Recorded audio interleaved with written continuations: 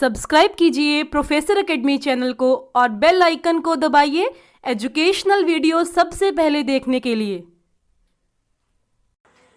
हमने last lecture में resistance के बारे में बात की थी, ठीक है। रेजिस्टेंस क्या थी, हमारे पास ये रेजिस्टेंस का जिगजैग पाथ था, मेरे पास सिंबल था, ठीक है। तो इसको क्या कनेक्ट किया हमने, बैटरी के साथ कनेक्ट किया, okay. This is resistance R, this is the applied voltage V. Applied voltage की होने की वजह से इस सर्किट में करंट I फ्लो करेगा। लास्ट लेक्चर में हमने रेजिस्टेंस की बात की थी। इस लेक्चर में हम बात करेंगे factors affecting the resistance of a conductor. We all know from Ohm's law, Ohm's law में क्या बताते हैं, V is equals to I into R. If I divide both sides by I, this will be V upon I is equals to R. So this resistance will be equals to V upon I. ये resistance R है, this is the constant, और इसके units क्या है मेरे पास, ओम। ये हम last lecture में इसकी बात कर चुके हैं। जो R है ये ना तो V पे डिपेंड करेगा, ये R ना तो I पे डिपेंड करेगा, ठीक है। तो ये जो R है रेजिस्टेंस, ये रेजिस्टेंस डिपेंड किस पे करती है, ये रेजिस्टेंस डिपेंड करती है कुछ इंटरनल फैक्टर्स पे डिपेंड करती है। It depends upon some internal factors. वो इंटरनल फैक्टर्स कौन कौन से होते हैं, इस रेजिस्टेंस की लेंथ क्या है, इस रेजिस्टेंस का एरिया क्या है, इस रेजिस्टेंस का मटेरियल क्या है। सो ये रेजिस्टेंस के लेंथ, एरिया और मटेरियल, ये factors affecting the resistance of conductor को समझने के लिए ये 4 पॉइंट्स हैं, इसको एक एक करके हम डिस्कस करेंगे। First is its length, second one is it's cross sectional area, third one its temperature, fourth is type of material. हम सबसे पहले लेंथ की बात करेंगे। तो फर्स्ट मेरे पास क्या है, that resistance is directly proportional to length, okay. तो हमारे पास क्या है, मैंने दो वायर्स ली, 2 wires are of the same material, this is wire S and this is wire, any wire you can give name them, this is wire S or wire T. We have considered the 2 wires of same material having same area of different length. Length क्या है इनकी, different है। एक मैंने छोटी wire ली है, एक मैंने बड़ी वायर ली है, ठीक है। तो जो बड़ी वायर है इसकी मेरे पास क्या आएगी, हाई रेजिस्टेंस होगी as compare to the smaller wire, okay.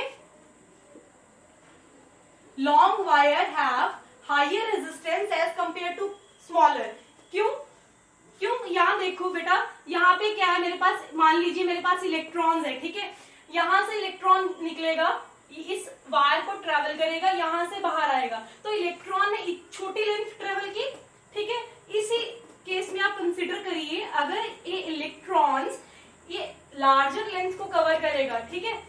यहाँ पे उसने कम डिस्टेंस कवर किया, यहाँ पे उसको ज्यादा डिस्टेंस कवर करना पड़ेगा। अगर उसको ज्यादा डिस्टेंस कवर करना पड़ेगा तो उसके बीच में कोलिजन ज्यादा होंगे। अगर कोलिजन ज्यादा होंगे तो उसके फ्लो को क्या मिलेगी, करंट के फ्लो को क्या है, रुकावट, हिंडरेंस ज्यादा मिलेगी। तो हिंडरेंस ज्यादा मिलने की वजह से उसकी रेजिस्टेंस क्या हो जाएगी, हाई, ठीक है।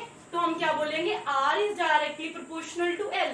जैसे जैसे हम लेंथ इंक्रीज करेंगे हमारी रेजिस्टेंस भी क्या करेगी, इंक्रीज, ओके। इसका ग्राफ हमारे पास क्या है, this is the resistance R, this is the length. इसका ग्राफ मेरे पास कैसे आता है, लाइक अ स्ट्रेट लाइन।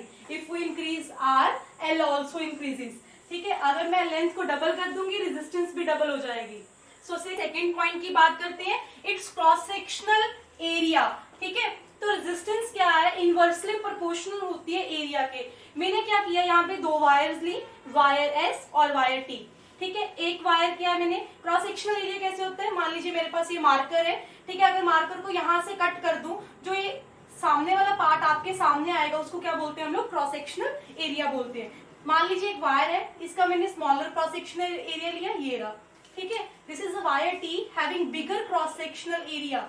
इसका थोड़ा सा मैंने एरिया क्या लिया, बड़ा लिया, बिगर वायर, जो बड़ी वायर, जो वायर है, ठीक है, ये सेम मटेरियल की वायर्स है, सेम लेंथ है वायर्स की। अब यहाँ पे क्या किया हमने, इसका क्रॉस सेक्शनल एरिया चेंज किया। यहाँ पे क्रॉस सेक्शनल एरिया छोटा है, यहाँ पे क्रॉस सेक्शनल एरिया क्या है ना, बड़ा लिया। जो बड़ा क्रॉस सेक्शनल एरिया है इसकी रेजिस्टेंस क्या होगी, लो रेजिस्टेंस होगी इसकी, low resistance of more cross sectional area, more cross sectional area. क्यों, ऐसा क्यों हो रहा है, ठीक है। आप देख रहे हैं जो इसका ग्राफ है, रेजिस्टेंस और एरिया के बीच में जो ग्राफ है ये ऐसे कर्व की तरह जा रहा है, डिके कर रहा है, ठीक है। वहां पे क्या था, फर्स्ट केस में हमारा ग्राफ था, स्ट्रेट लाइन ग्राफ था, लेकिन यहाँ पे ग्राफ क्या करता है, डिके करता हुआ जा रहा है, ठीक है। ये हमें क्या बता रहा है, बच्चे स्टूडेंट्स क्या करते हैं, समटाइम्स वॉन्डर करते हैं that why the maximum cross sectional area, जिसका कहते हैं एरिया ज्यादा है, उसकी क्या है, रेजिस्टेंस कम होती है। तो बच्चे इसमें कंफ्यूज हो जाते हैं। आइए इसको एग्जांपल की मदद से मैं आपको समझाती हूँ इसको। अब मान लीजिए आपके पास यहाँ पे इलेक्ट्रॉन्स है, ठीक है, यहाँ पे भी बहुत सारे इलेक्ट्रॉन्स है, ठीक है। यहां से क्या है, यही few electrons can pass through this wire. यहां से क्या है, मैक्सिमम नंबर ऑफ इलेक्ट्रॉन्स पास करेंगे, क्योंकि यहाँ पे उसके पास क्या है, मैक्सिमम एरिया है, बहुत बड़ा एरिया तो ज्यादा इलेक्ट्रॉन्स पास करेंगे, कम एरिया तो कम इलेक्ट्रॉन्स पास करेंगे। जिसमें से ज्यादा इलेक्ट्रॉन्स पास कर गए तो उसमें करंट क्या हो जाएगा, इंक्रीज हो जाएगा। अगर इलेक्ट्रॉन ज्यादा पास करे तो करंट इंक्रीज, अगर करंट इंक्रीज होगा तो उसमें क्या है, रेजिस्टेंस क्या कर जाएगी, डिक्रीज कर जाएगी। करंट क्यों इंक्रीज हुआ, क्योंकि उसका एरिया क्या है, मेरे पास ज्यादा है। लेकिन इस वायर के केस में क्या होगा, इस वायर का जो क्रॉस सेक्शनल एरिया वो कम है, ठीक है, तो इसमें कम इलेक्ट्रॉन्स एंटर करेंगे तो इसका करंट भी क्या होगा, कम। अगर करंट कम है तो इसका ऑपोजिट क्या होता है, इसकी रेजिस्टेंस क्या होगी, ज्यादा, ठीक है। सो हमने क्या बोला, सेकंड पॉइंट क्या हमारे पास, that resistance is inversely proportional to area. If area increases, resistance क्या कर जाएगी, डिक्रीज कर जाएगी। ओके, सो नेक्स्ट पॉइंट की बात करते हैं, इट्स टेम्परेचर, ठीक है। इस टेम्परेचर में भी हमने क्या करना है, इसको समझने के लिए हमने ऐसी सेम दो वायर्स ली, दोनों वायर्स की मेरे पास क्या है, लेंथ भी क्या है, सेम है, ओके। दोनों का क्रॉस सेक्शनल एरिया भी मेरे पास क्या है, सेम है, ठीक है। टेम्परेचर क्या बोलते हैं, कहता है जिसका ज्यादा टेम्परेचर होगा उसके पास रेजिस्टेंस भी क्या होगी, ज्यादा होगी। तो हम लिख सकते हैं that higher temperature, higher the temperature, higher the resistance. जितना ज्यादा टेम्परेचर उतनी ज्यादा रेजिस्टेंस, ठीक है।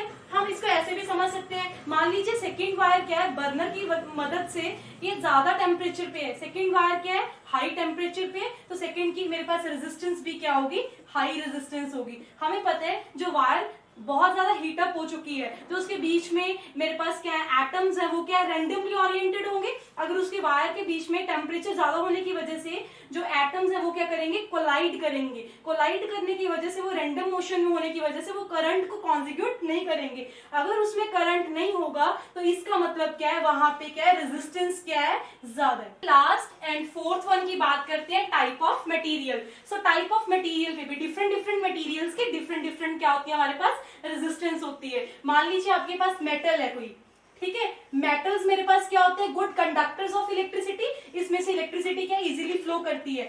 सो इनकी जो रेजिस्टेंस है वो क्या होती है, लो रेजिस्टेंस। इसका मतलब लो रेजिस्टेंस मींस ये करंट के फ्लो को कम रुकावट प्रोवाइड करते हैं, बिकॉज करंट क्या है, इजीली फ्लो करता है इसमें से, ठीक है। अगर मैं बात करूं नॉन मेटल्स की बात करूं, तो नॉन मेटल्स के केस में क्या होता है, जो रेजिस्टेंस होती है वो क्या होती है, हाई रेजिस्टेंस होती है। क्यों, क्योंकि नॉन मेटल्स में करंट इजीली फ्लो नहीं करता, ठीक है। सो डिफरेंट, देखो मेटल एक अलग मटेरियल है, नॉन मेटल एक अलग मटेरियल है। सो डिफरेंट डिफरेंट मटेरियल की रेजिस्टेंस भी क्या है, डिफरेंट है। मान लीजिए मैंने क्या लिया, एक कॉपर लिया, तो जो रेजिस्टेंस है मेरे पास कॉपर की रेजिस्टेंस मेरे पास कितनी है, 1.69 इंटू 10⁻⁻8।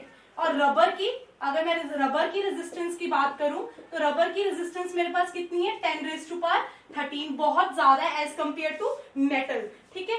आइए, हमने फर्स्ट पार्ट में क्या बात की थी, that resistance is directly proportional to length and inversely proportional to area. Resistance length के डायरेक्टली प्रोपोर्शनल है और inversely proportional to the area, ठीक है। तो यहाँ यहाँ पे हम क्या करेंगे, एक न्यू टर्म जनरेट करेंगे, इस प्रोपोर्शनलिटी साइन को हम क्या करेंगे, रिप्लेस करेंगे। यहाँ पे हमारे पास एक न्यू टर्म आएगी, उसको हम क्या बोलते हैं, resistivity, rho, it is denoted by rho. So this resistivity, इसको हम क्या बोलते हैं, resistivity, this is the resistivity, our new term is known as resistivity. Okay, अगर हमें यहाँ से रो की वैल्यू निकालिए तो हम इसको रीअरेंज कर लेते हैं, ए को उधर मल्टीप्लाई कर लेते हैं, तो ये क्या बन जाएगा मेरे पास, capital R into capital A, L को इधर डिवाइड कर लेंगे, ठीक है, ये मेरे पास क्या है, रो। ठीक है, अब हमें क्या करना है, रो के क्या निकाले, यूनिट्स निकालने हैं। हमें पता है रेजिस्टेंस के यूनिट्स हमारे पास क्या होते हैं, ओम होते हैं। ठीक है, एरिया के यूनिट्स क्या होते हैं हमारे पास, मीटर स्क्वायर, एंड लेंथ के यूनिट्स क्या होते हैं हमारे पास, मीटर। मीटर से एक मीटर से कैंसिल हो जाएगा। सो रो के यूनिट्स मेरे पास क्या आएंगे, rho will be equals to ohm metre. Rho के यूनिट्स मेरे पास क्या आए, ओम मीटर। सो जो मेरे पास न्यू टर्म आई resistivity, resistivity is denoted by rho, इसके यूनिट्स क्या है, ओम मीटर।